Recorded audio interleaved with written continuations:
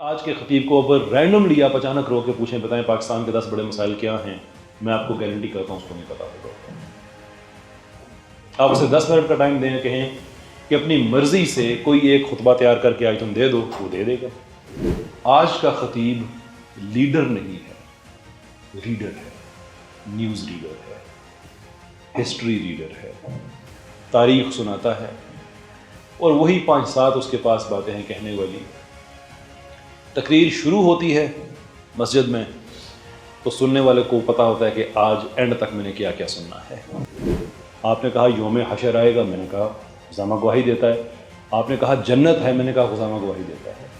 آپ نے کہا دوزخ ہے، میں نے کہا خزامہ گواہی دیتا ہے۔ جب خزامہ اتنی بڑی بڑی گواہیاں آپ کی زبان مبارک سے سن کے دے سکتا ہے تو گھوڑا؟ خزامہ گواہی دیتا ہے، گھوڑا آپ کا ہے۔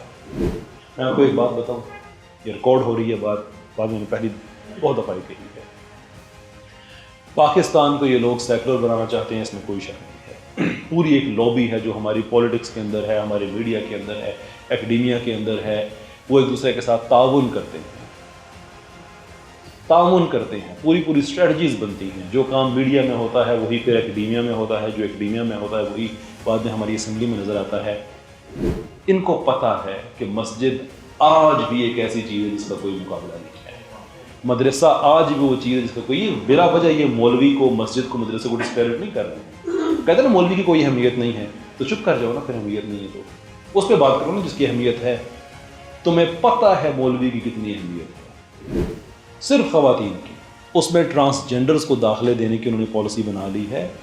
اس کا مطلب یہ ہے کہ بایولوجیکل مرد جنہوں نے صرف خود کو عورت ڈکلیئر کیا ہوا ہے، ہیں وہ مکمل مرد، صرف خود کو عورت ڈکلیئر کرنے کی وجہ سے نہ صرف ان کو یونیورسٹیز میں داخلہ ملے گا، بلکہ داخلہ ملنے کا مطلب کیا ہے آپ خود امیجن کرتے ہیں کہ وہ انہی ٹوائلٹس میں جا سکتے ہیں جس میں ہماری بہنیں بیٹیاں جاتی ہیں، انہی چینجنگ رومز میں جا سکیں گے جس میں ہماری بہنیں بیٹیاں جا رہی ہیں۔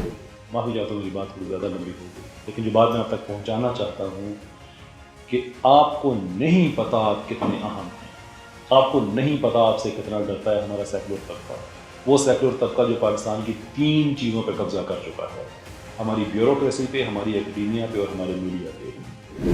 آج ہم نے یہ چیز ڈسکس کرنی ہے کہ اس ملک میں ہم جنس پرستی کیوں قبول نہیں کریں گے۔ اس میں آپ نظریہ پاکستان بتائیں، اس میں آپ نظریے کی اہمیت بتائیں، اس میں آپ بتائیں لوگوں کو کہ اس پہ اللہ کے رسول کا کیا فرمان ہے۔ لوگ سنیں گے، ان کو ٹاسکس دیں، ہفتے کے ٹاسکس دیں۔